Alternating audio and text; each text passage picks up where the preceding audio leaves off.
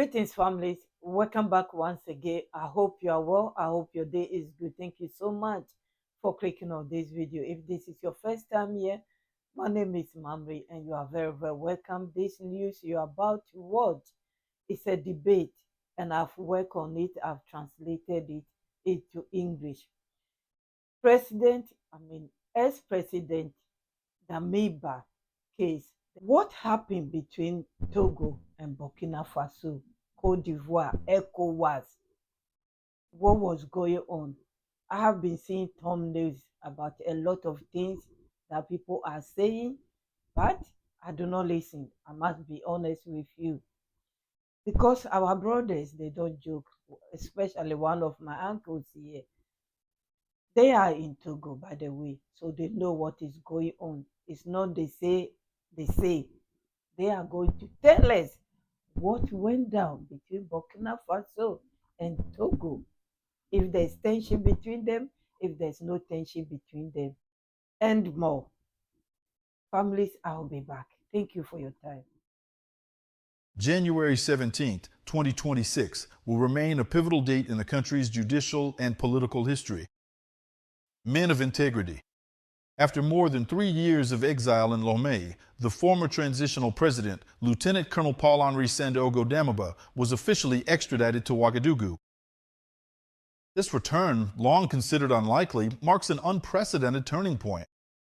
Behind the walls of the military tribunal and specialized judicial divisions, a complex machine has been set in motion. We're no longer just talking about the January 2022 coups, but about much more serious charges. Embezzlement of public funds, illicit enrichment, and above all, repeated suspicions of attempts to destabilize the current institutions of Burkina Faso. In this forum on Sunday, January 25th, 2026, over the course of 90 minutes, we will dive into the heart of these investigations that are shaking the highest levels of the Burkinabe state. What concrete evidence has the Burkinabe justice system gathered?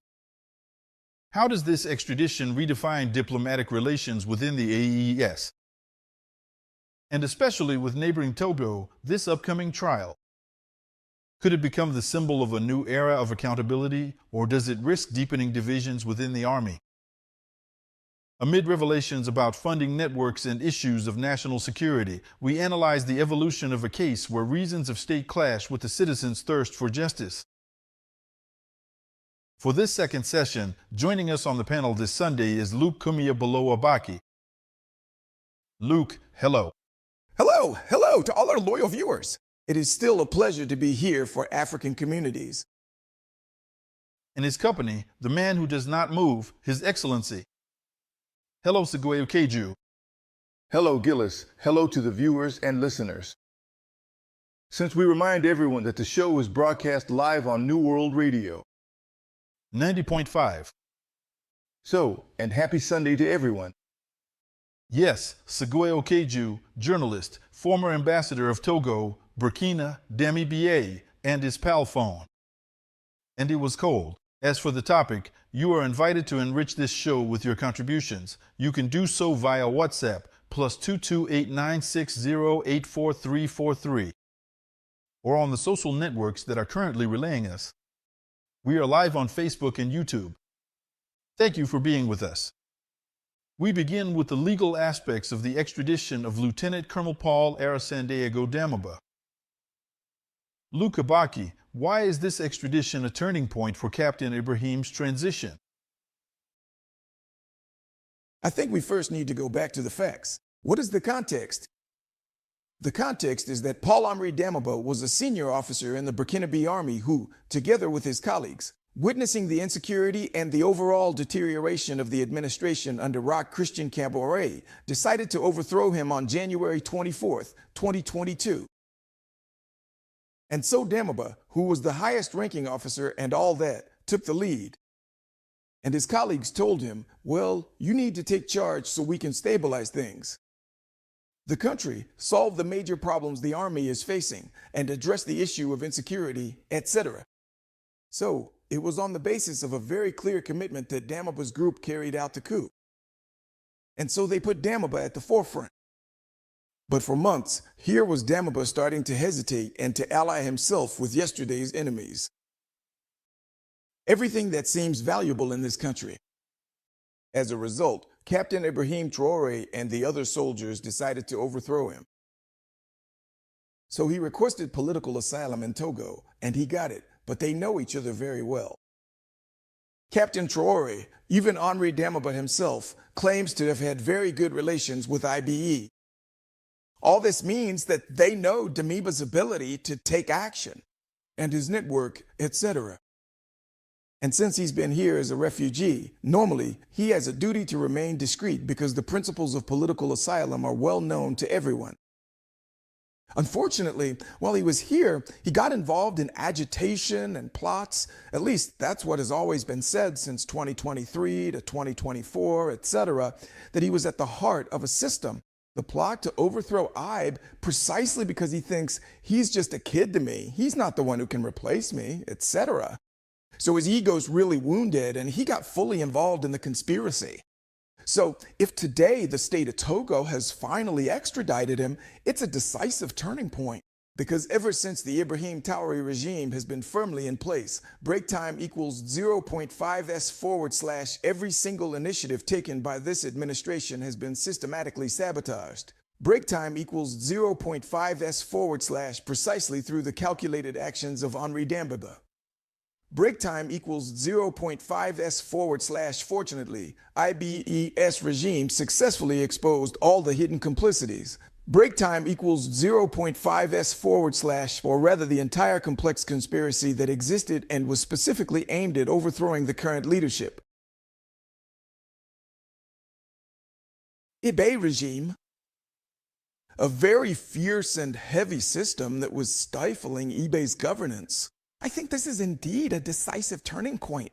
And from here on, we will learn many things that will show just how much the complicities within the army, or at least within the very heart of the Burkina Faso political administration, amount to real acts of sabotage against this country. Both inside and outside. So Goyo Kagawe, on January 11th, on this very set, you were making arguments for the extradition of DAMIBA 6 days later. The extradition to you, Leon, it almost seemed like you were in on the God's secrets. No, an analysis is just an analysis. You can be wrong in your analysis, just as your analysis can be correct. And I believe, coming back to the extradition itself, Togo conducted himself in full and rigorous compliance with the law and international relations. That is to say, he's a head of state, a former head of state. He had to be extradited. We followed the normal legal procedure and An expedited procedure. expedited or delayed. It's the normal legal procedure according to international law. And he was extradited. Now that he's been extradited, he has arrived home. To our knowledge, he will be tried. He will be tried, meaning he will have the right to a defense, to his lawyers. And he will speak. While waiting for him to speak for himself, his phone is speaking. Jills, I assume that this is my phone. You can't find on my phone what I haven't sent to someone or what someone hasn't sent to me. It's both. So I can't say that, I don't know. So while waiting for the phone to speak, we'll tell him. In the meantime, While he himself speaks. sorry, While waiting for him to speak himself. while waiting for him to speak himself. There you go.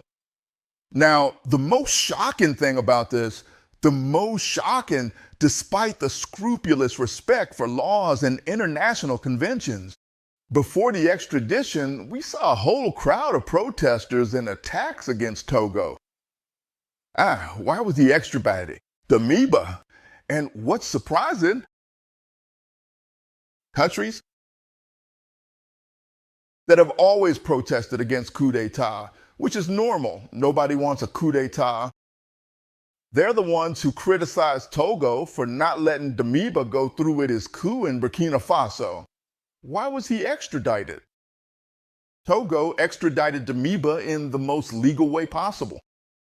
It's not right that people who themselves, they're used to kidnapping their political opponents.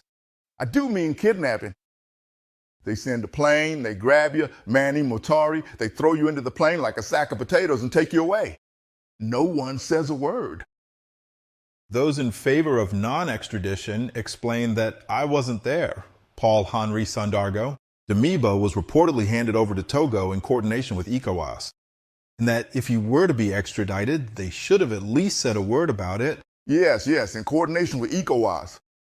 In this coordination with ECOWAS, was there a clause where Damiba had the right to organize coups from Togolese territory?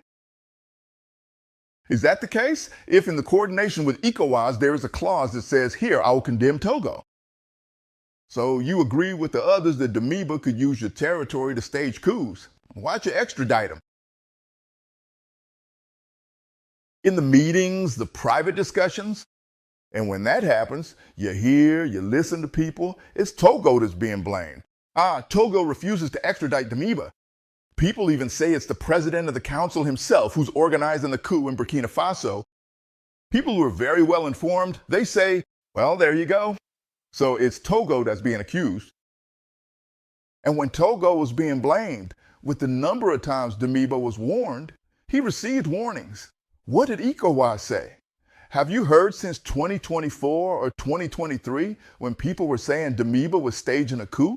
Did you hear that ECOWAS told Damiba, but be careful, it's with our help that you found a place in Togo, so you can't betray us.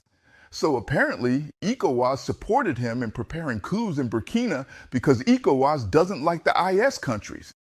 So how do you expect Togo to let itself get caught up in this mess?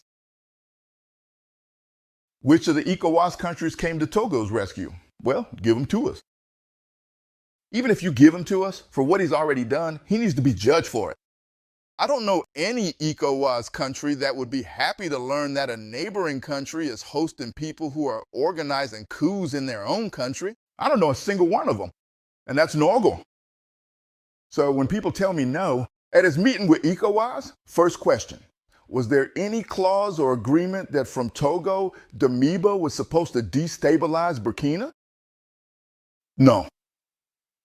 When President Damiba was warned, what did ECOWAS say? Did they intervene? Either directly to Damiba or to the Togolese authorities to say, listen, we support you, we won't let Damiba tarnish your name. No. On the contrary, they even got involved with their toxic spokesperson to say that it was actually Togo carrying out the coup. Togo was proving to you that it is not staging a coup. They send it to his phone. We'll see what he plotted with Togo. And if we don't find it on the phone, he'll caulk. Now they're saying that Damiba is sitting in Lomé and being manipulated from Lomé to stage a coup, which means they're completely panicked. They're panicked because they know Damiba's going to talk. The phone will talk and Damiba himself will talk. That is to say, they're panicked. They know that you set up your Togolese colleague by saying, listen, here's a social case, take a man, ensure his safety, just to use him from Togo to stage a coup so that Togo itself would be attacked. Just like that, says Pierre. I said it last time, you carried out 2 coups. There you go. We need to be really clear. Let's get back to the basics. When it comes to the complex matter of political asylum, the very first and most fundamental principle is the solemn duty of discretion. It is a matter of absolute neutrality, meaning that you are in a specific situation where you essentially become a social case, and you are being taken in by a host country specifically to ensure your ongoing personal safety and long-term security. And to even consider the possibility of overthrowing a regime, in any case, your own country's regime. You can't make yourself an accomplice to subversive acts that contribute to taking the lives of your fellow citizens. That's the basic principle that allows us to maintain order in our societies. When a child makes a mistake or has trouble at home, he runs and takes refuge in another house. The parents in that house have a duty to take him in, to protect him, based on the rules of our shared way of living. And the parent will say, no, since he has come to seek refuge in my home, I will take care of him. I will set him straight. And that's that. So this child no longer has the right from my house to throw stones, to hurl insults, or to do anything else. That would compromise me, my own safety, and even my credibility. That's the context. And so if today, with everything that has been said by the Burkina Faso authorities, by DAMIBA's accomplices, it is truly established that DAMIBA, from his refuge in Togo, had become a key and main player who aims to destabilize the Burkina Faso state. Togo has no reason to keep him. And in any case, the fact that he's being sent back home is not an end in itself. Togo, in its statement, indicated that the Burkina Faso state has provided guarantees to uphold his rights and ensure him a fair trial. And so to rule out the possibility of the death penalty, etc. So these are the elements that have convinced the Togolese state, because that's what the Togolese state does,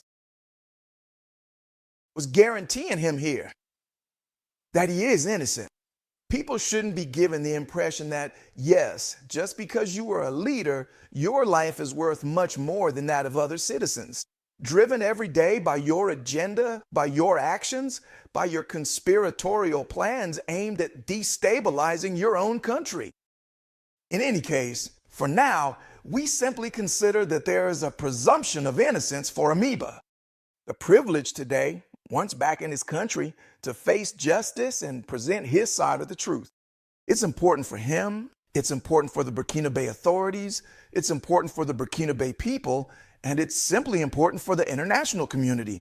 But there is a paradox, dear guests. The very justice system that extradited him cited charges ranging from embezzlement of public funds to money laundering. Why are financial crimes being emphasized over the destabilization plot we've been talking about for up to 13 years? You know, personally, that's my own opinion. I'm not forcing anyone to share it with me. Someone who embezzles public funds is a terrorist. Oh yes, the embezzler of public funds is a terrorist, because it's that person who contributes to impoverishing the country, to making the people poorer, to making them angry, to turning them against the regime in power, and one day to taking up arms against that regime. So stealing billions, we're talking about billions here. We're not talking about the money for the Tabaski sheep. No, we're talking about billions. So when you steal those billions, you are a terrorist. It's not complicated. I think that if we keep treating these thieves as good people, we lock them up. We lock them up. Or not even that. A guy steals his neighbor's sheep or chicken and he gets thrown in jail. But this guy stole billions and he struts around town. No, so if you ask why this is connected to the topic, it's because he's a terrorist. Stealing money is terrorism. He's a crook. No, I don't think he gave crime a presidency. Economic crime is just a list. And then you have to look at the consistency. If we say, for example, embezzlement, economic crime, etc., yes, but DAMIBA led the country for 8 months. That means it was during his time in power that these acts were committed. These criminal acts sabotaging his country's economy were committed. And so starting from that, it means he was responsible for corruption and embezzlement before he went into exile. He incites the commission of offenses and crimes, that is, the destabilization of his country. With the stolen money? With the stolen money, exactly. So that means there is consistency in what has been mentioned in any case. A subversive act, a misappropriation of public funds. We're always talking about public funds. I feel like people are downplaying this context. You see, when you're a leader, it's not you who produces the resources you have to govern the country. It's the labor of the people. It's the citizens who, through their work, create the national wealth that is put at your disposal so that you can then distribute it fairly and in a way that secures the entire population, putting everyone at ease. Imagine that trust and the trust that is placed in you. And suddenly, instead of using that money for noble purposes, you divert it for personal gain. Thank you so much, families, for listening up to this stage. I intentionally left you alone because I'm not feeling well properly. The weather is not good for me. Yes, but there was a question or there was a statement that I have no idea. And if you are like me, you might not know that this man, ex-president DAMIBA, carry a lot of money, Burkina Faso money. when he was going to Togo. When he ran away to Togo, he carried all this money to Togo. And he has been sponsoring the terrorists. Please listen to more. I'll be back. He came here to Togo with 10 billion, 20 billion, 30 billion, 40 billion. He came with much more than that. He managed to get that in just 8 months of governance. That needs to be explained. Maybe he has a machine that prints all the money. It's possible. In any case, if that's what happened, if that's proven, you'll have to explain, where is your dignity? Where's your pride? If you're accused of a number of things and you don't respond to them. So this is a great opportunity for him. Indeed, to speak up, but also to dismantle all the narratives that are being attributed to him. Because he's a high-ranking officer, he has a track record, and his honor's at stake. I think it's in this context that we find ourselves. Let's now focus on the effect of the attempted destabilization. What are the first reactions to Damiba's arrival in Ouagadougou? His phone is said to already started talking.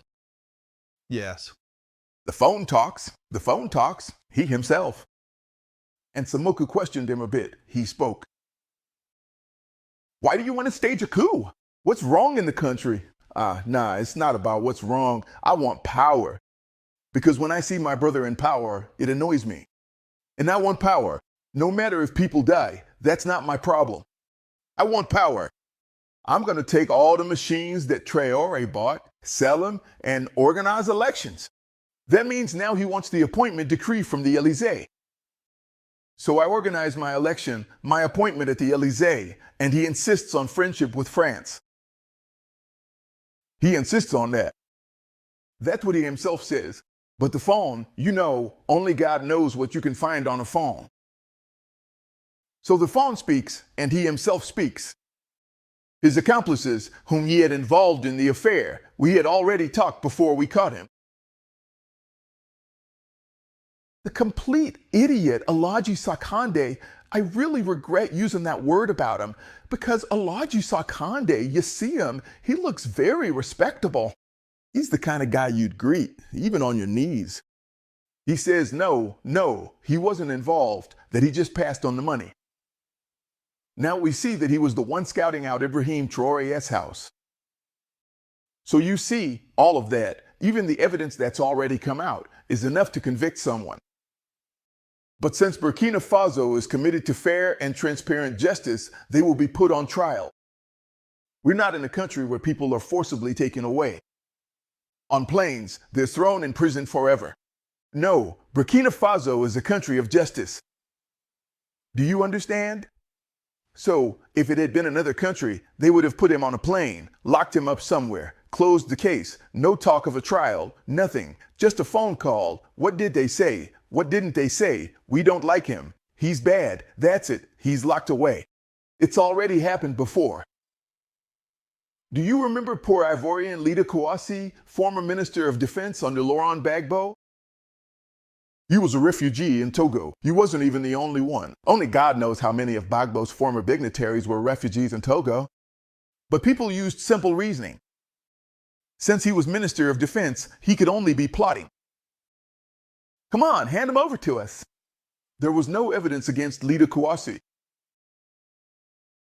Doesn't want to get on the wrong side of all of Côte d'Ivoire. Well, now we've got him. Go ahead and try him. But here, the crimes of Dami Barrage at the Lomé checkpoint are immense. Because with all the killings, when you look at Ditbo, he got away with it. Barcelo Gasson exposed all the other killings in Burkina. The name of Dami Bassour is still being supported by his spokespeople who are refugees. It's those same spokespeople who spoke out again to say, no, he shouldn't be extradited. So Togo is going to let him go, and he'll start the killings. What Damiba was doing wasn't just a simple coup d'etat. Damiba wanted to orchestrate a Rwandan-style massacre in West Africa. Because if it was just a simple coup d'etat and he was so sure he could defeat the captain, tell me, why would he position terrorist groups and scatter weapons throughout all the villages? They positioned others at the borders and brought in white mercenaries. That was why, because he knew that if he touched Traore, the people would lynch him alive. So he brought everything necessary to massacre the population, and he would just sit there as president. But for how long do you think you can sit there and be president? So DAMIBA wanted to trigger an uprising. Weapons scattered throughout all the villages. They stationed others at the borders and brought in white mercenaries. That was why, because if they touched Traore, the people would lynch him alive. He brought everything necessary to massacre the population, and he would just sit there as president. Or for how long do you think you can sit there and be president? So DAMIBA wanted to trigger another Rwanda. And what they don't tell you about Rwanda is they say there was 1 million deaths, Tutsis and Hutus. Unfortunately, people often forget to mention that Hutus also died in Rwanda, Tutsis and Hutus. But afterwards, Rwanda took advantage of the situation to enter Congo and kill at least 10 million people. No one talks about it. You need to read the books by Charles Onana, then you'll understand everything. So that's what DAMIBA wanted to set up. And what surprises me is the heads of state who are getting all worked up. They think their countries would be safe. I don't believe that. Collaborate with the terrorists to destroy his own country. Oh my goodness. This man, I don't think he can become a president. Even if he go down and he come back, I don't think, because a leader do not act this way. You can let your people be hungry, you can steal their money, invest in foreign country, but preparing to destroy your country because you want power, it is so extreme. I mean, families, please listen to more. I'll be back. Luca Bacchi arrived in Ouagadougou from DAMIBA. The interrogations that have started, the phones that are beginning to reveal information, are confirming pretty much everything that's been said so far. Mercenaries hiding out in Ouagadougou, weapons caches, financing networks from abroad, a series of dark cases that send chills down your spine. No, it's not surprising.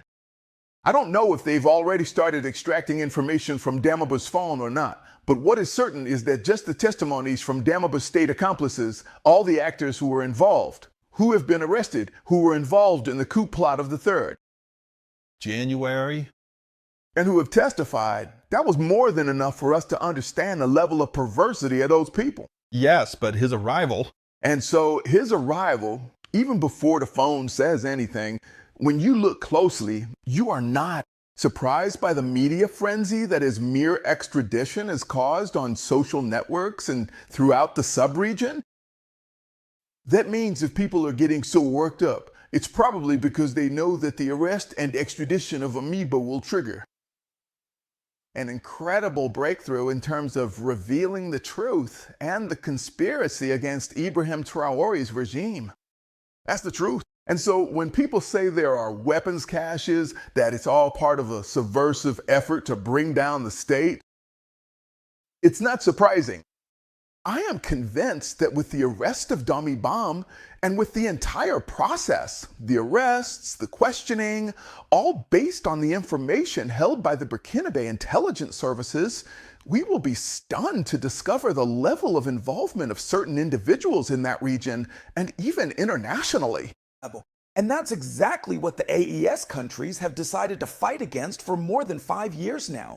And that's why we stand behind them. Because without this, our states will always remain in subservience, instability, and ungovernability, so that the imperialists will always reign triumphantly, freely plundering our resources and treating us however they want. And yet, their entire economy essentially depends on the resources we have here. But how long are we supposed to accept this? So I think that all the commotion surrounding this issue of DAMIBA's arrest and extradition largely reflects the level, in any case, of conspiracy, of the conspiracy itself. We will be following this closely and will be very happy to keep all the listeners and viewers of New World updated on the progress of this case. Your Excellency, in this context, opening or launching a trial against DAMIBA, isn't that like opening Pandora's box, which could end up implicating many prominent figures, both in Ouagadougou and beyond? But that's what we're looking for, isn't it? But if you haven't rounded up all the accomplices, all the associated criminals, then you haven't solved the problem. Pandora's box. But what did Pandora put in the box? But you have to get them all out. If you let even one remain, your problems aren't over. Is Pandora's box the very one we're after? If it were up to DAMIBA, Ibrahim Traore could just say to him, well, listen, after all, we're the same. We're both officers. You messed up a bit, so we'll put you under house arrest. You stay over there. That's the Pandora's box we're after. So don't you wonder how President Ibrahim Traore was able to predict a dark winter? That brings you back to the Rwandan genocide I was telling you about. That's what the dark winter is. It means everyone is killing everyone else. That's one thing. Don't you wonder why this captain, President Ibrahim Traore, bought long-range missiles?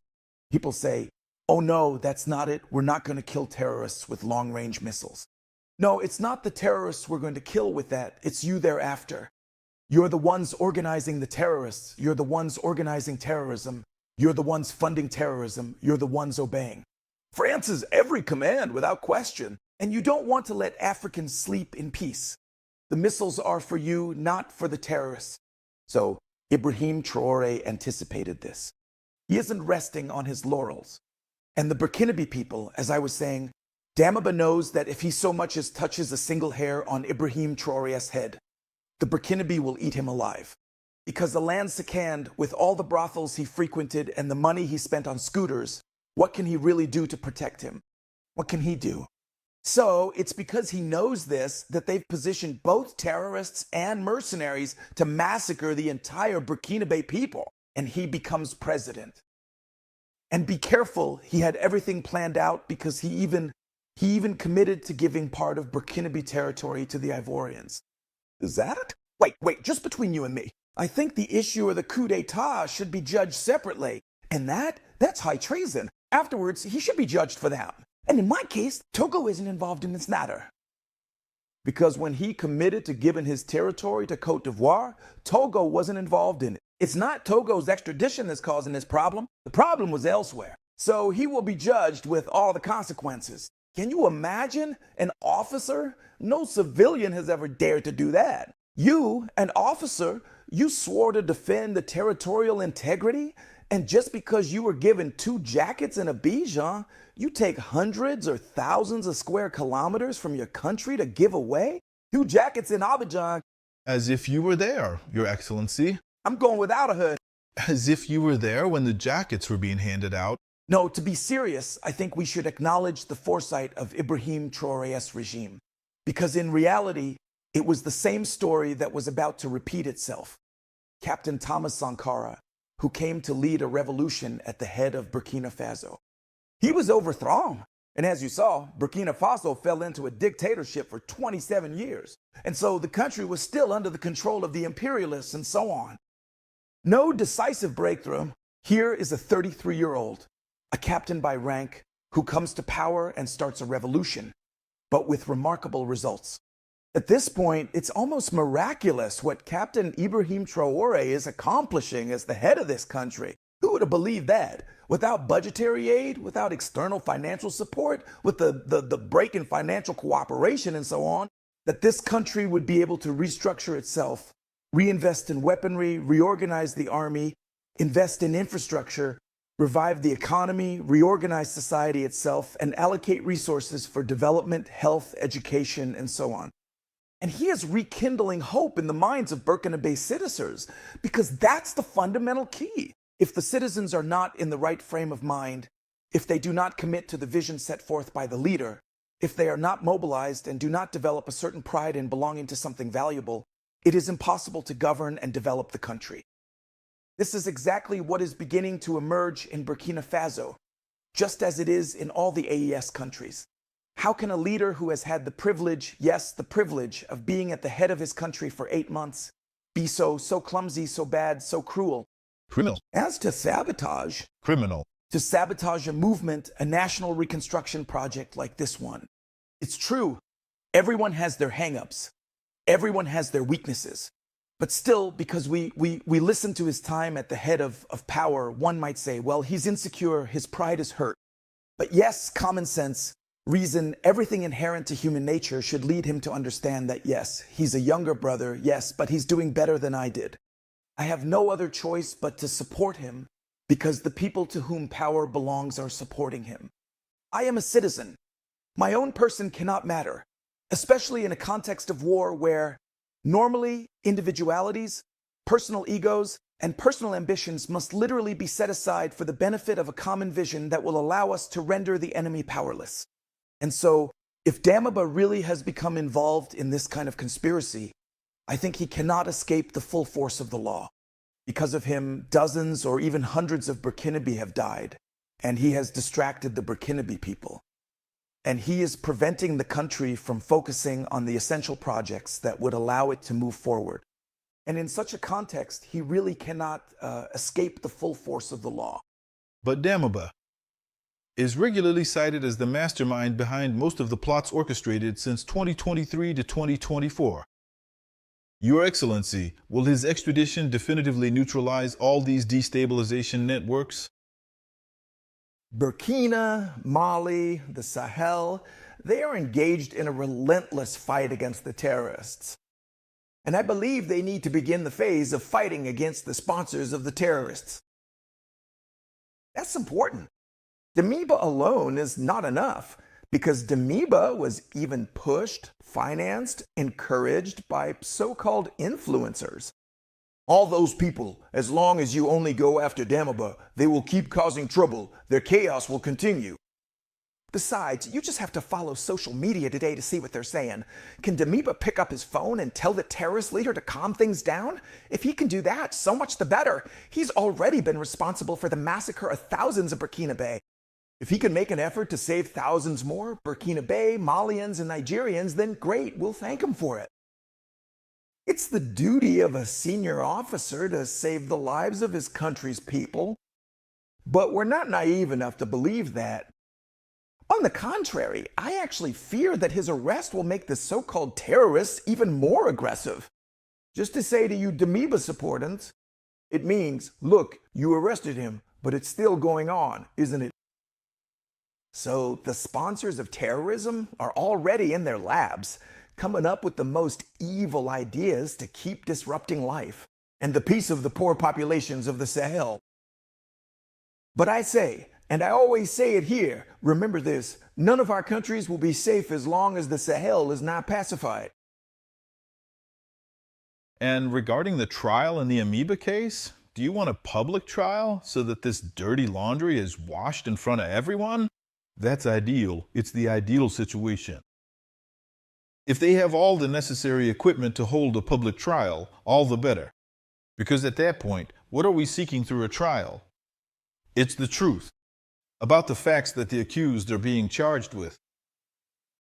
And it's actually in the interest of these accused individuals to allow it, for the trial to be public. When we're not going to reveal the names, is it?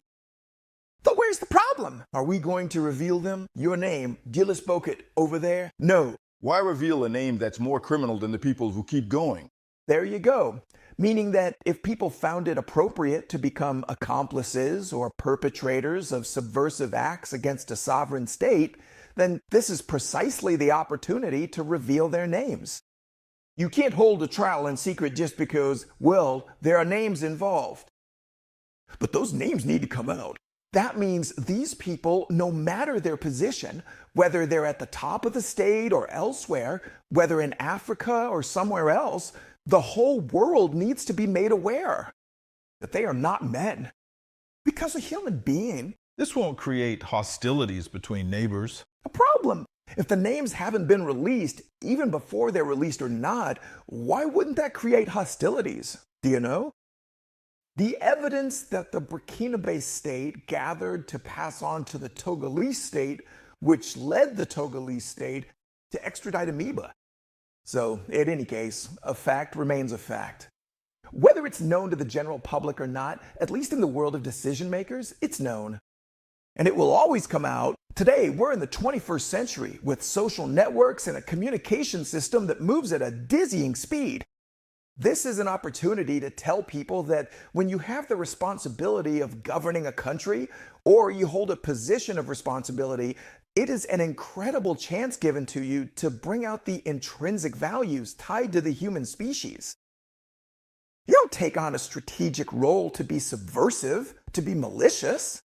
If you can't take responsibility for your actions, then don't do them. If you can't stand by the words that come out of your mouth, then never say them, not even as a joke. Don't even think about it, because right now we need people of integrity. Burkina Faso is called the land of upright people. We need this integrity in order to build our nations. If these are people who are dishonest, who are deceitful, who are involved in conspiracies and don't want it to be known, this is the opportunity to bring all of that out into the open and lay it bare for everyone to see. We need to judge him publicly. Unless he refuses, if he and his lawyers refuse, well, then the Burkina Faso state will have to decide what to do. It'll be up to them to decide whether to grant the right to refuse without even asking the question. No, he can refuse. You know, I told you that the Burkina Faso state respects the law. We're not operating like gangsters, where people are tied up like sausages and thrown into a cell. That is to say, through his own fault, he makes Togo look like an accomplice.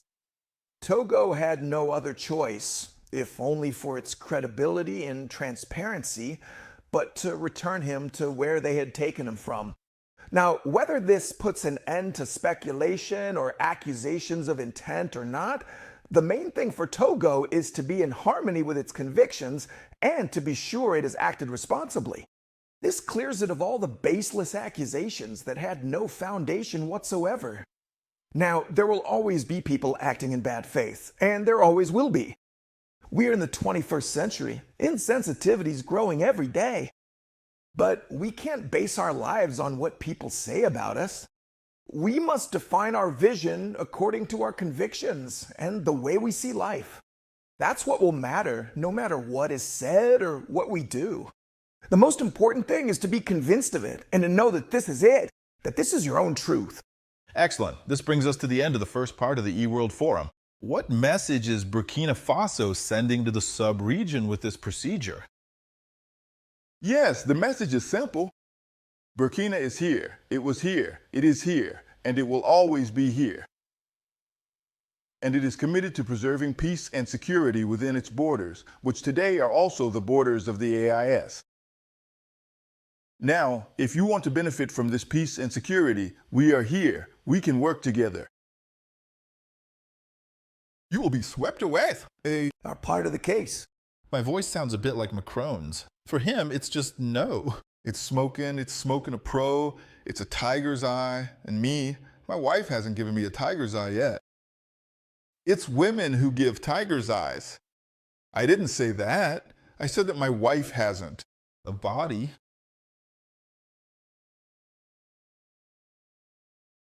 Hello, voices. DAMIBA must answer for his actions before the court. Bukirabe. There's no debate.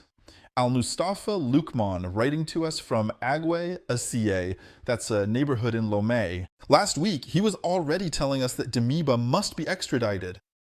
There's no debate, it's done now. Thank you, Al-Mustafa Lukman. Agwe Asiye Alomé. Our friend from Milan, let's send a message. It's below. I send my greetings to all the staff at New World TV and the panelists every Sunday, especially Ambassador Seguyo Keiju and Kabaki. So best wishes to you for your efforts. You've put Togo at the center of global geopolitics. DAMIBA's phone is ringing. That's normal. We couldn't keep DAMIBA in Togo any longer because he had chosen to destabilize his own country. Best wishes to Ballo, as always. Well, very well said. Very precise and understandable. Yes, for me, I know two things. The presumption of innocence is not being respected. And with Paul-Henri Damiba, then, this gentleman should have the status of former president of Burkina Faso. That being said, if this happens as a result of coups d'etat by various parties, and which only serve to delay the country's development, this is Daus Aoums Bra from Dakar, Senegal. Yes, but what makes you think that the presumption of innocence is not being respected? Because he hasn't been tried yet. No one said the gentleman was tortured. He just. Everyone has. Guilty on the set. No, we haven't declared him guilty. We're analyzing facts that have been confirmed by his own accomplices. people who contacted him and who were contacted by him, and the funding that was provided, etc. Now, it's the judges who, during the trial, will establish the facts. And that's precisely why DAMIBA will have the right to speak. If we're told that during the trial, Colonel DAMIBA was not allowed to have lawyers or that the process was listened to, of investigation, etc., in order to charge him without really ensuring a fair procedure, in that case, we can say that his rights were not respected. And then there's this whole issue of former head of state status. But we still need to be honest with ourselves. I'm saying right now that just because you were president or a leader, it doesn't mean your life. As an individual, as a human being, your life is not worth more than the tens or hundreds of thousands of people who die precisely because of the subversive acts you commit. If you really want to be respected as a president, and if we stay within that framework, and with all the distinction that comes with your rank, it's your moral values, it's all the intellectual, spiritual, and moral wealth you possess. That's what you embody as a leader, which is precisely what justifies. The status society gives you is not just because you have a fancy title, because it was given as a response, after all. Today, we endorse the leaders of Burkina Faso, Mali, and Niger. Why? Because, first of all, the cause they defended is noble. And then, they truly show themselves to be human. And from that moment on, you can feel that these are real leaders.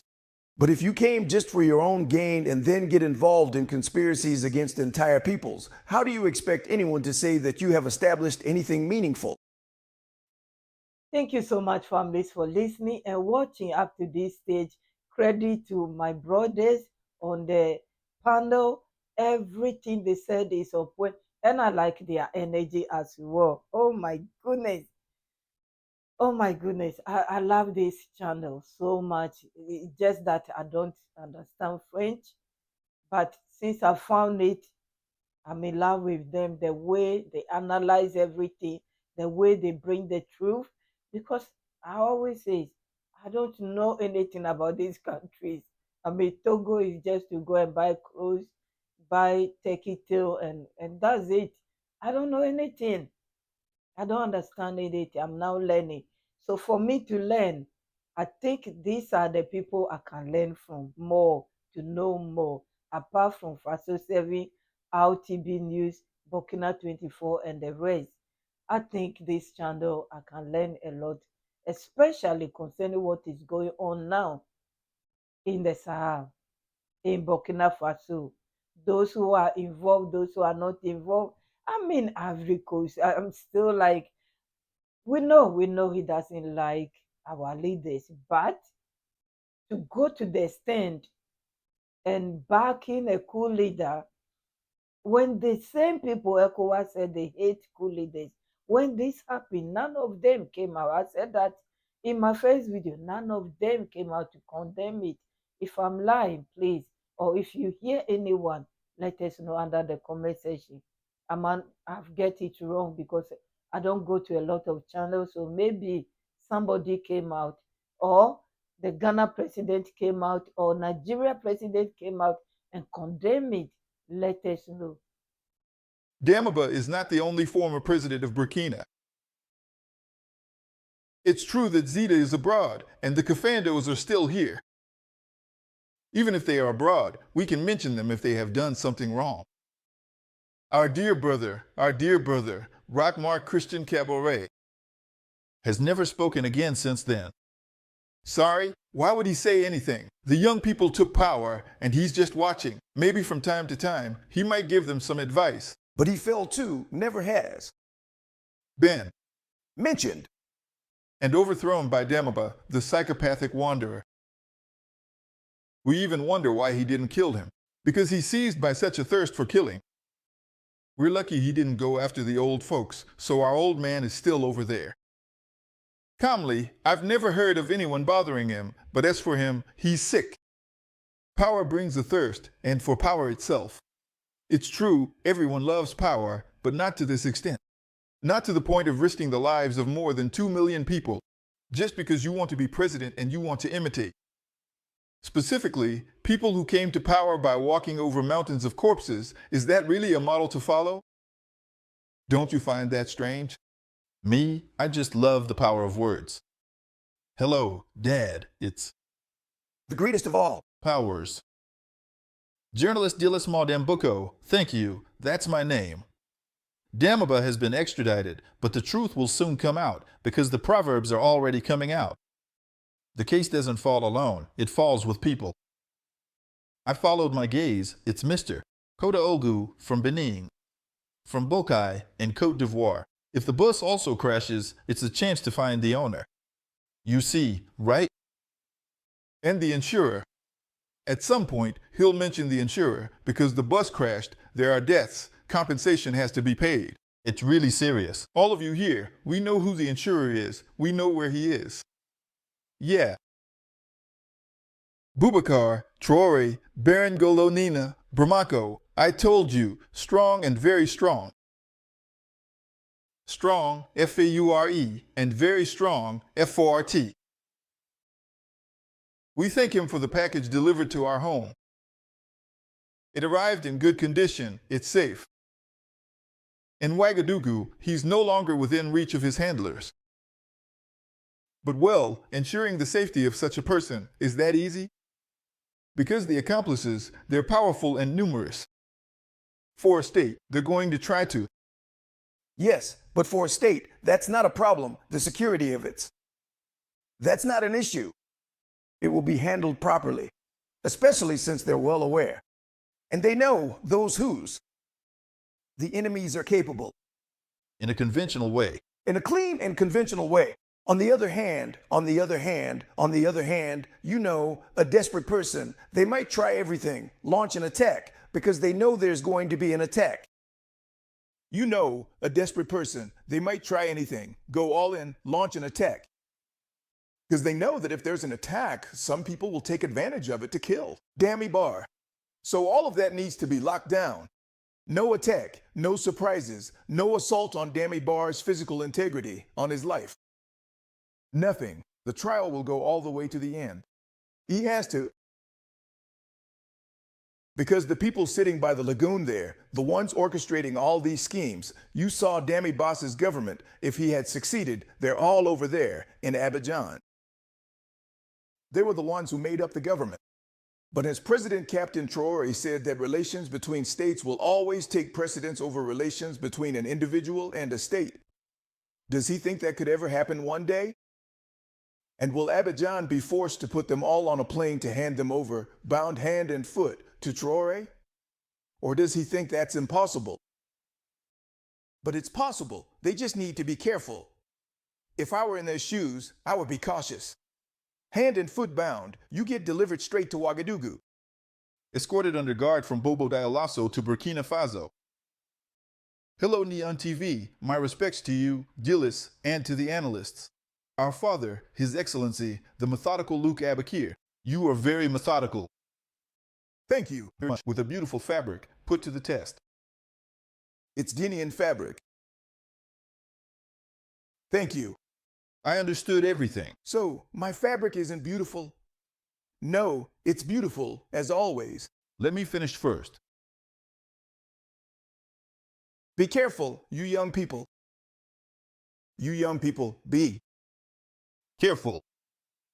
Next, we are satisfied with your work and I would like the ambassador to come visit us in Burkina Faso.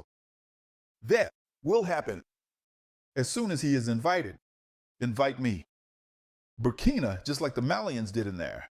Burkina, I can even get there by car. It's no problem. It's like home to me. From Chichao to Burkina, it's about 200 kilometers. From Chichao to Topango, it's 256 kilometers. Well, from the border to Ouagadougou, I don't know exactly how far that is, but it's not more than 300 kilometers. So by car, you can cover that quickly. We are very happy about the traditions of Amoeba. He took too much advantage of Togo's legendary hospitality. We want to hear from him and his accomplices. He is an accident in the political history of Burkina Faso. Our captain is our pride, and we are all mobilized for success with our comrade captain. Thank you. He brought out a new aspect. He took advantage of amoebas. Yes, but listen, that's why I was saying. Yes, but it's still true, because if you were welcomed and protected, and from your place of exile, you plot coups against your country, that's a problem. You know where DAMIBA was staying, right? She was in those 6 villas over there. He didn't hold back. He's the one who really shocked us. Be specific. Be specific. 6 presidential villas. Because if you don't say presidential, there are thousands of villas in Lomé. You have to say he was staying in a presidential villa. So, the man could have sued him for abuse. Of trust. Yes, he's living in comfort. Luxurious comfort. Yes, yes. And so, we did everything we could to make his life pleasant. Do you understand?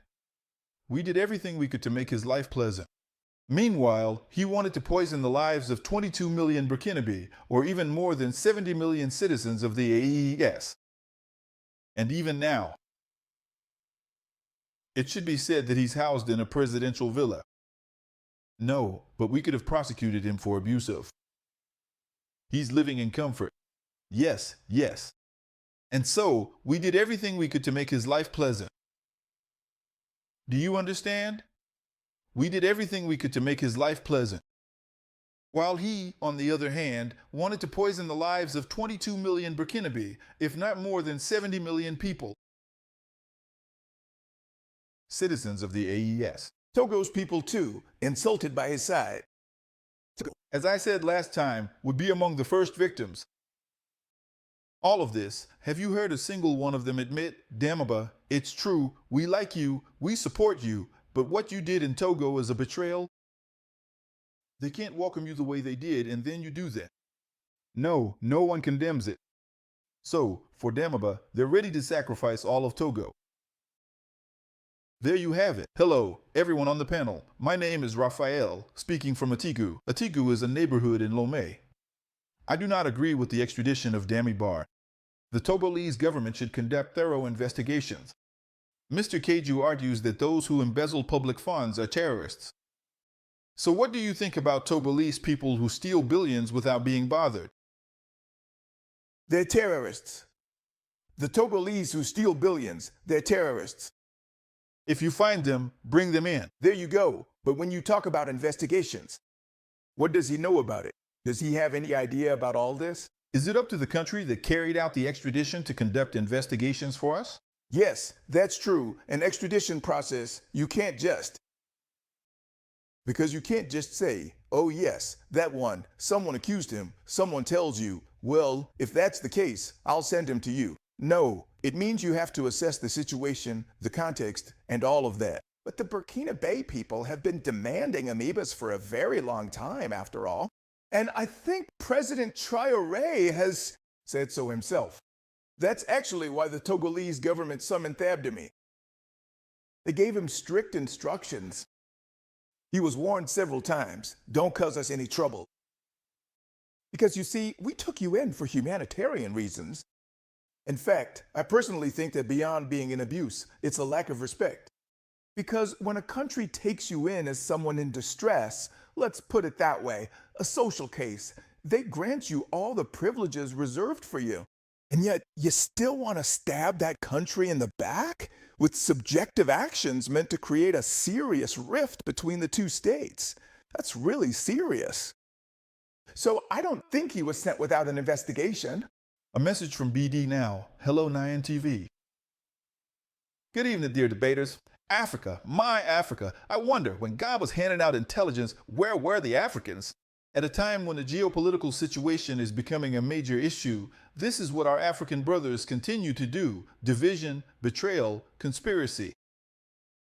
While other countries, American, Asian, European, stand hand in hand, African countries keep tearing each other apart for personal interests and to serve the West. I wonder, isn't the struggle that the AES is waging a common struggle for all of West Africa?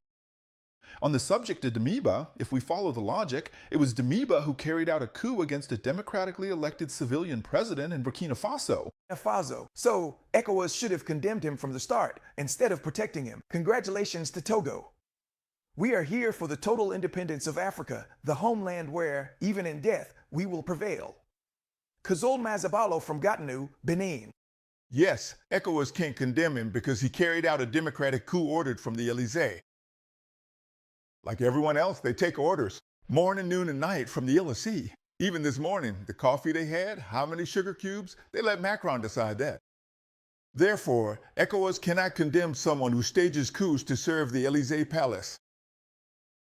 What I said to the Africans, he lamented the lack of intelligence of the Africans, but he is right. Not Africans, but some Africans. Because the proof is intelligence. Because today, Europeans need raw materials. Whether your country is called ECOWAS or AES, they need your raw materials. When Trump went to remove Maduro, it wasn't because of the country's name or his political party. No, he was removed because they wanted 303 billion barrels of oil that he wouldn't even get. The Chinese and the Russians signed rock-solid agreements, internationally well secured. There will be nothing. Now he gets up and goes to take Greenland. It's not the name Greenland that interests him, it's the resources that interest him. Now, you sell out your Sahel brothers because they have resources that interest your boss. But you too, you have raw materials that interest him. After this, he will come for you. So, it's not about the name. ECOWAS, AES, these ones, those ones, Pan-Africans, anti-Pan-Africans, France-Africa supporters, the most miserable are the so-called France-Africa supporters. You're wasting your time. You're all black. White people need your resources. That's the only thing that matters. Hello, Niall, Sforin. Hello, Luke. Hello, Gillis. Hello. Your Excellency, so ultimately our Excellency. This is Cyril from Paris. With this extradition decision, Togo is taking a strong, courageous, and deeply Pan-African action. Its commitment to justice and its refusal of impunity thus respond to the many calls for Damiba's return to face justice in Burkina Faso. If he has nothing to reproach himself for, he has nothing to fear. The truth must come out in the interest of Burkina Faso and all of Africa. Congratulations on this historic decision. Have an excellent Sunday. This is Cyril. I enjoy reading him every Sunday. The President of the Council of Togo has taken a deeply Pan-African action. I wanted to follow up on that. Last time, there was a summit on Pan-Africanism in Lomé, and anyone who wanted to listen, understood that Pan-Africanism is not something new. It's an idea that was born at the beginning of the last century and has made its way to the present day.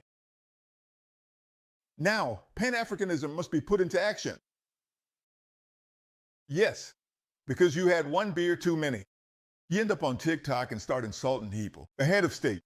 If you think that's what makes you a Pan-Africanist, well, for us, it's not a problem, but it depends on your agenda and where you want to go. But as for us, we support Pan-Africanists who act through action. And if he says that the President of Togo has taken a profoundly Pan-African action, it's because he knows that the President of Togo works through actions, not useless chatter, not empty talk, not unintelligent talk. The kind of talk from those who eat and drink more than they should. So, I think he spoke well. And Pan-Africanism is about actions. And then, you can't just improvise it. Pan-Africanist. You say you go to school, but nothing. We don't even know where you stopped. In the marshes of the Okavango. You know Okavango? Somewhere in Botswana. A river that ends right in the middle of the desert. And then there's nothing. Nothing follows after that. So you're drowned in the marshes of the Okavango. There's nothing in your head. We don't even know if you finished your CMJ or your BPC. Instead of going to learn a useful trade and working, no. You want to become a singer. But you sing like a toad. And thank God, he shaped you to match a toad. So you don't do anything worthwhile. You have nothing in your head. When Kemi Siba speaks, when Natalie Yama speaks, those are people who actually have something in their heads. When they speak, people stop and listen. Me, when they say something, whatever I was doing, I stopped to listen because I learned from them. And you should never start saying, "Oh, I already know." Now, and it's those empty barrels who know nothing, who don't want to listen to others, who don't want to learn. He's Pan-African just because he knows how to insult people. But where is that? Pan-Africanism, which started in 1900 in the United States, was never about insulting people. They have turned their backs on Pan-Africanism. They are opportunists, mercenaries who are paid by certain people to settle personal scores against this or that individual. The very principle of insult, either you are great-minded or you are not. Either you are intellectually rich or you are not. If you embody certain values, you nourish your mind with virtues, with rich knowledge. But what comes out of your mouth cannot be vulgar. So, when you are someone who insults, it's simply that you are revealing what is inside you. And that's what's tragic. It's not even the person being insulted who has a problem, but rather what you feel about yourself, which shows your superficial and primitive character. These are still deplorable reflexes because, in reality, if it's criticism should have a constructive purpose. When you criticize someone, it's not that you have something against the person, but rather that you have an issue with an action they took that is unnatural or that undermines the rules of living together. That's actually why we express criticism. So we shouldn't criticize just because we want to, but only if we are able to. To be able to criticize someone, you need to have an alternative solution. You need to be sure you have content that is sufficiently enriching. Living together, helping people move forward, and even helping those being criticized to progress. So I think we need to attend the school of life. We need to educate ourselves, to cultivate ourselves. We shouldn't pretend to have absolute knowledge. Life is, by its very nature, a school. And so, when you want to put yourself out there in public, the least you can do is to have something that sets you apart from the basic and peripheral level you see on the street. There was an association fighting against it. Not the issues, but for the promotion of the rights of wildlife and animals. Because at that point, we start to cross the line. After the two in the films. And didn't have the comfort, the freedom. To draw, to beat. His toads. There you go, amphibians. The warhogs. As I was saying, since the education didn't go very far, he doesn't know that a toad is an amphibian. He needs to. If he knew and looked at himself in the mirror, he would avoid them. The word. There's even our brother Franklin Namsi, who does educational work. Franklin Namsi is a teacher. When Franklin Namsi talks about Pan-Africanism, he teaches, he explains. He explains the how and the why. But these people, they should at least listen to that to learn a little. You can't go to the school of insults against heads of state and call yourself a Pan-Africanist. No, dear Franklin Namsi, you met Abba Anko the last time. Yes. Charles. And so, listening to him, at least you can tell he's a teacher. It's in his blood to pass on knowledge. Peace, he speaks. Listen to him, at least you'll learn something. You can't just sit there with your second year, first year levels. And you want to terrorize the world just because you're not from Africa and swimming. I'm here right now, even if I am. You still live in a society. There are rules for living together. There's common sense. There's reason. Our parents didn't go to school, but they are virtuous. So, if you want to have substance, just go to the school of life and have a vision or ambition for yourself. Because when you don't have a vision for yourself, you can flounder in disorder and anarchy without ambition. But when you want to become a charismatic personality, you understand that this path, it requires you to learn from every perspective in order to grow. Only the mind is left untouched. Hello, dear panelists. This is about Amoeba's extradition. It is a long-awaited act because Togo has proven to the world that it is not complicit. Amoeba must answer for his actions along with all those who guide him. Hello to my friend Segueo Keju. I would need his number if possible. This is Gibra writing to us from Benin. His Excellency's number 9004 And then what else? Afterwards, the rest. Of sending his number. All right. There you go. Hello, June Perv. Action. Yep. All right, we will reply to him. Okay. Hello, Plateau Gillis, the best Pan-African journalist on the continent. Well, I don't know if I deserve it. The unshakable one. The problem is, you don't insult people, so you can't be the best Pan-African. You don't insult people. The unshakable and visionary Uncle Sabueo Keju. He's got Kinao. He must be a seer. Me, I'm Kabir. Kinola, you were born with it. He doesn't like anyone except the neighborhood Marabou. He's with him, period. And the enlightened and pragmatic brother Lukabaki, once again. He's from Kumia. He has even more of it than them. He has more than I do. Once again, President Faure has demonstrated his leadership and great sense of responsibility to the jokers and delusion peddlers of ECOWAS. Thus, the extradition of Damiba should serve as an example of diplomatic sincerity and a lesson to the so-called democratically elected leaders.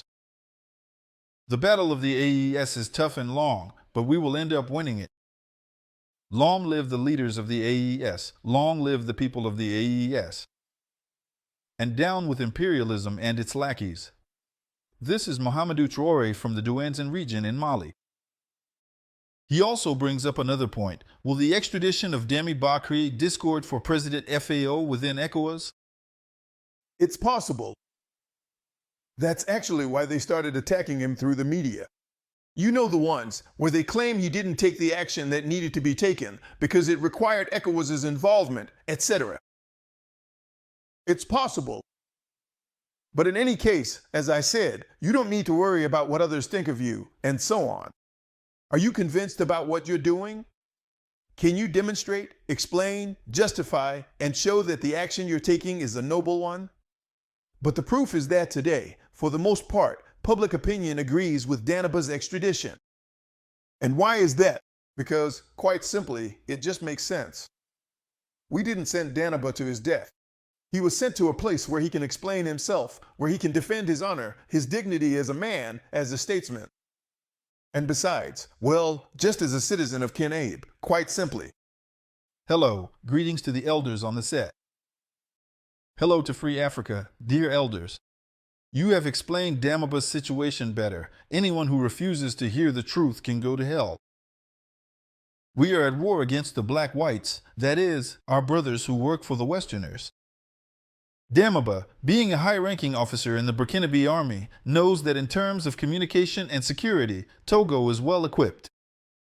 However, when he behaves like this, first of all, it is to destabilize Togo, and then Burkina Faso.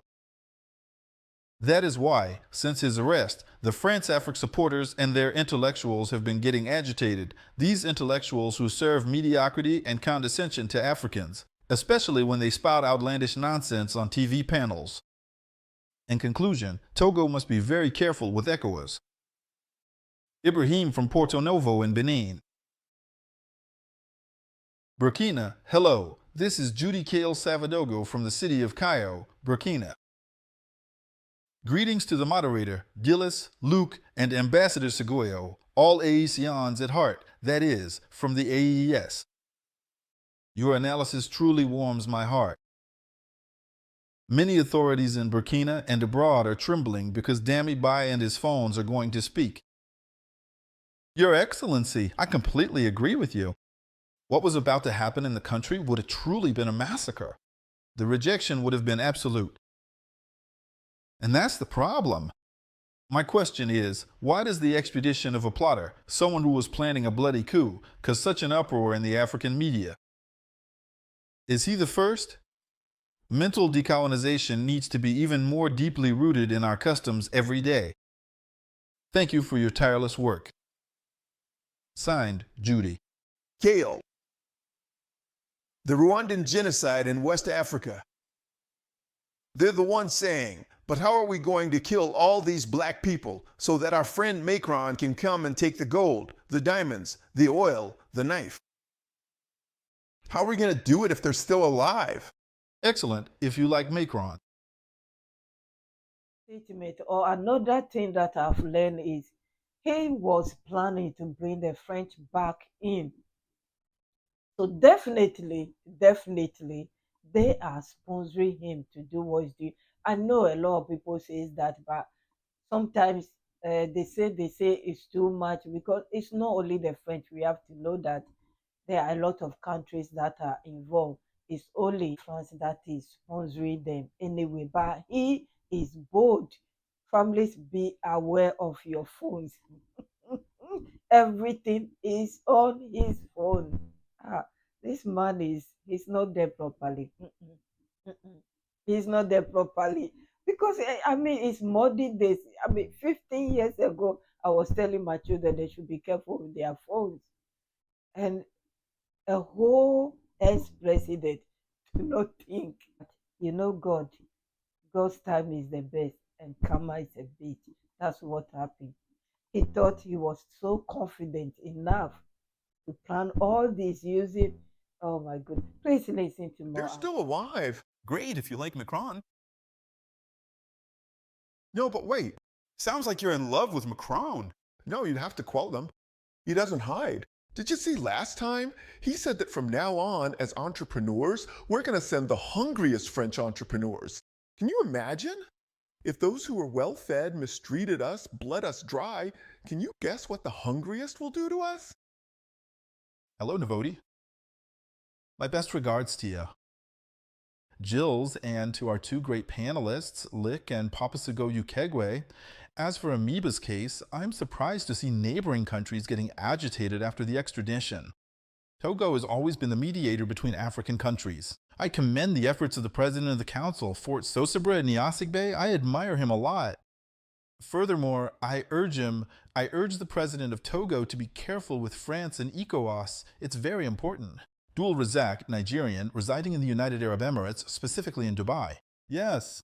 We know. Last time at the Pan-Africanism Summit in Lomé, our brother Frank Mianchi dropped a bombshell. The most curious thing is that everyone went silent. Ivorian hitmen sent to Lomé against the President of the Council. Everyone went silent. No one is talking about it. Okay, so I also stayed silent. Hello, Jills. My respects to the ambassador, our Baobab Sogoyo Kegwe. Mr. Luke Kabaki, New World Forum, the channel that proclaims the dignity of Africans from Amoeba and Burkina Faso, he requested asylum in Togo. The Togolese justice system extradited him to be tried in his own country. And some Ivorians are outraged. Yet Lida Kwasi was also extradited, a Beninese. He was even abducted in Côte d'Ivoire and sent to his country of origin, Benin, even though he had been granted asylum in Togo. I wonder if Ivorians don't have a problem with... I'll censor myself. Or maybe it's imperialism that has brought them together. Strength to the Togolese justice system, strength to the Burkinabe justice system. May God help you and grant you long life. Omis Yabri, Burkinabe, residing in Liège, Belgium. Yes, messages are pouring in from everywhere. Another message coming in for us. 27, where's that? I need to check. Niger. No, 27. The origin of the number is South Africa. Yes. Hello, Jills. Best wishes for 2026 to you and your guests, Mr. Luabaki and His Excellency Father. So go ya. The whites will never consider us as human beings if we continue to behave like animals. For a piece of bread, one can betray an entire revolution. That's why all the revolutions in Francophone Black Africa have failed in the past. The AES one will go all the way to the end. In the name of Almighty God, please send my greetings to your guests and have a good day. Thank you. After South Africa, where are we going? It's Ali who sent us a message from Canada. Hello, everyone on the set. I am fully aware that my comment strays from today's topic. I find it deeply paradoxical that a president claims to have no friends, yet in a message addressed to the President of the United States, a message for which the YouTube link is attached, he nevertheless begins his remarks with the words, "my friends." Therefore, a crucial question arises forcefully. Does he intend to follow up, or is it imperialism that brought them together? Strength the Togolese justice, strength the Burkina Faso justice. May God help you and grant you long life. Amis Yabri, Burkina Faso, residing in Liège, Belgium. Yes, it's coming from everywhere. A message that comes to us from even more places. 27 solar. I'm checking. It's hygiene. No, more than 27. The origin of the number is South Africa. Hello, Jills. Best wishes for 2026 to you and your guests. Mr. Lukabaki and His Excellency can't be fooled. White people will never consider us as human beings. If we continue to behave like animals for a piece of bread, we can betray an entire revolution. That's why all the revolutions in Black Francophone Africa have failed in the past. The AES one will go all the way to the end. In the name of Almighty God, please send my regards to your guests and have a good day. Thank you. Thanks. After South Africa, where are we going? It's Ali who's sent us a message from Canada. Hello, everyone on the set. I am fully aware that my comment strays from today's topic. I find it deeply paradoxical that a president claims to have no friends. Yet, in a message addressed to the President of the United States, a message for which the YouTube link is attached, he actually begins his remarks with the words, "my friend." From there, an essential question arises forcefully. Does he really have no friends? Or does he mean that he has no friends in developing countries? When he says, "my friend," is it a sign of strategic respect toward a leader whose power and global influence he acknowledges? Ellie from Canada. Who said that? Who said he has no friends? Macron, your friend. Ah, I see. Now I understand why they had to give him a tiger's eye. It's a polite expression, you were saying? A polite expression, my friend. Diplomatic phrases, my friend. Why? Excellency, you can even go as far as saying my dear brother and friend. It's said, everyone knows that. Well, it's just the expression.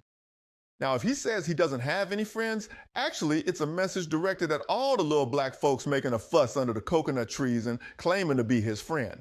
In fact, he had said it clearly. When the other one said, Macron is my friend, Macron said, no, I don't have any friends. He said it. So you see, when someone is frank and sincere, I admire that. I don't have any preconceived notions about people.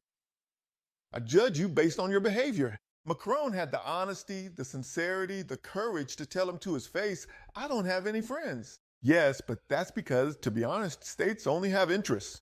And that's what we can't seem to understand. How can our leaders fall into this lack of clarity, thinking that yes, just because someone shook my hand, because I was received at the Élysée or in Washington, etc. So I am privileged, and I can act against the very interests of my own people and those of others. We can't understand how the cause that AIS countries are defending today is increasingly misunderstood by leaders at a certain level, to the point where they become the main conspirators against those very leaders. But it's still incredible, because if for more than 60 years and even for centuries, our states have remained as they are, we keep searching for ourselves. We stagnate. We wander in every possible way. It's undoubtedly because we naively believe that the white man could be a friend, and that through him we would gain access to innate knowledge. We realize that's not the case. Instead, we're exploited like mere objects to support our resources and so on. How can we not understand that? We need to align ourselves, unite among ourselves, and make sure to become a true alternative force that will fight against all of this. Dear awakened Africans, it is with great joy that we, followers of the AES, have once again received this news. A big salute to the people, our brothers in Togo, who have just passed a test of loyalty in the face of this situation. Mr. Ford has just shown that he absolutely does not. Togo, which has just passed the test of loyalty in this situation. Mr. Ford has just shown that he absolutely does not. Need to contact the Élysée to ask for a roadmap. This act clearly shows that Togo is done with duplicity, with backstabbing among Africans, something the old Ivorian chameleon would never have done. All right, a few more messages and we'll wrap up the show. Hello, Gillis. Hello. Louis Kabaki, to His Excellency SK, I congratulate you greatly on your commitment and the quality of your debates. You are one of the best shows on the continent, far removed from the Western propaganda shows of some neighbors. Follow my gaze. Personally, I think it was a blessing to leave DAMIBA in Togo during those years, in order to be able to get hold of anyone who still intended to destabilize the countries. Congratulations again to the Togolese authorities for the work, all the work they are doing in cooperation with the AES states. May the blessings of our ancestors protect you and protect us. Could I have the contact information for His Excellency and for Gillis? I would like to participate, to do it, to take part in a debate. If you would be so kind as to lend them to us, dear Gilles. This is Jerome from Paris. Are we going to rent you? Where will the debate take place? No, it'll be online, certainly. All right, agreed. Hello, everyone on the set. Great selection with His Excellency. He is the one who established an extradition theme. Ouattara broke the record for extraditing kidnapped citizens from Togo, Mauritania, Ghana, etc. He is the one who should keep quiet like a carp about DAMIBA, handed over to Ouaga. It's still curious, this agitation from Ivorians over a case. Takalo Burkina Faso said everything about the Abidjan Operations Center to destabilize Burkina Faso. Captain Ibrahim Traore has said it several times. Good awareness-raising program, fraternal greetings. Since then, it has been Akelsor Baluki from Germany who has been sending us this message. I'll finish with Richard. Hello, Gillis. I know you are in good shape, as is everyone else. Your family? I offer my fraternal greetings to our panelists and hope that all is well. In this story of a lowly friend, emotions speak louder than rights. Dear panelists, do you, like me, believe that Togo is impartial and acts as a good student in accordance with the principle of the right of extradition? And that, traditionally, the rain only falls on the head of the bird that calls for it. That's what we say where I come from. A clever country. Richard Tabak from Lomé, thanks a lot, dear friend. Hello, Gillis. Warm greetings to him, Kabaki. Segueo Keju, it is said that Togo wants to maintain its privileged trade relations with the AES, but hasn't it received something from Burkina Faso? Solid elements and evidence to decide on the extradition. Delphine from Martinique, finally, a woman on this New World Forum program. We will conclude now. According to the Kabian proverb, rain only falls on the head of the bird that invokes it. How does that work? Said, he can say it better. If it's Sumea Teoula, Kegnan de Teoudba. There you go. It's complicated. The language is a bit complicated. No, it's as sweet as a joke. If the language is complicated, leave our girls alone. There you go. I didn't understand. I don't get what was said. Well, it's not worth it with girls and languages. Girls, they're just fine. If you think their language is complicated, leave them alone. That's what I'm trying to tell you. No, okay, enough with the jokes. What we're lamenting is that people, even in this 21st century, still play at being two-faced. It's not worth it anymore because nowadays everyone has access to knowledge. Just because you're a leader doesn't mean you can take advantage of people's trust, of their intelligence, and so on. It seems to me that DAMIBA abused the trust of the Togolese people, the trust of many people. And today, with the actions he has taken, is only hurting himself even more. It's up to us to rise above it. And that is all there is to it. If the specific language being used here is far too complicated and difficult to understand, break time equals 0.5s/, then you should simply leave our girls alone and let them be. Break time equals 0.5s/, that is all there is to it, and I don't understand how people, even in the 21st century, are still playing at being two-faced. There's no point anymore because today everyone has access to knowledge. Just because you are a leader doesn't mean we thought you could take advantage of people's trust, of their intelligence, and so on. It seems to me that DAMIBA has abused the trust of the Togolese people, the trust of many people. And today, with the actions he has taken, he simply needs to be held accountable. If you are not the right person for this mission, let those who are capable do it and take responsibility. Because we're talking about saving and protecting human lives, and so on. So, congratulations to the team, or rather to the Ibrahim Traore regime, which has anticipated, which is truly organizing itself, despite the difficulties that make us want to support them more and more each day. Excellent. So, Sagiu, the floor is yours to close while I wait for you to give me the new sister. I haven't forgotten.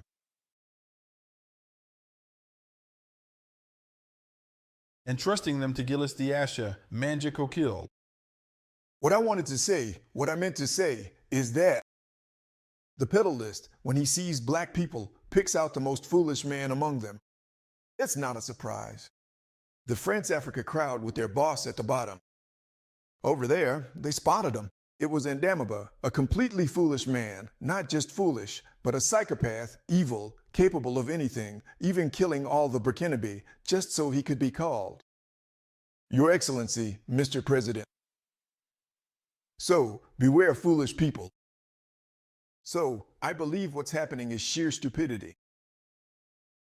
Otherwise, the Sahel countries have launched a Pan-African revolution, a black revolution. Black people all over the world are affected by this revolution. And no one should think that just staging a coup in one of the Sahel countries will be enough to regain control of the situation. That's not possible. So we just have to leave them alone. The struggle for peace they are waging, this peace. Peace will shine upon all surrounding countries, and our people will all live happily, in harmony and in prosperity. Thank you, Your Excellency Segoyo Kigewi. Now, thank you also to those who worked on this program. Yema and Gilda were in charge of production. Gilda Jamajako, Didier Samon prepared the broadcast on social media, Facebook, and YouTube. Hervé Tataga provided us with the graphics in the broadcast. Thank you to the technical team who contributed to the richness of this program. Have an You hear? God bless you all. Credit to New World for sharing this with us. My brothers, thank you for what you are doing. God bless you all for sharing light, for supporting our leaders 100% and not biased. So that's why I like what you are doing. God bless you and your families. May God give you strength to continue doing what you are doing, because we need to be talking about these things. We have to. Until they say no, then we stop. My members, thank you so much. My returning families, thank you. Those who have been super chatting me, I'm so grateful. I'm humble. Thank you so much. If you just join us, my name is Mambe. If I haven't said that yet, thank you for clicking on this video. Please consider subscribing, like the video, and share it. The more like, the better, so people will know what we are also saying about what happened. Because it's not just them that will be screaming when something bad happens. God forbid, this time it will not happen. A whole ex-president planning to sell all these ammunitions, the machines that our president is accumulating, not your money, not IMF money, but the citizens' money. You are planning to sell them and give the money to the terrorists. How sick are you? Anyway, God bless you all, my families. I will see you soon. Bye-bye.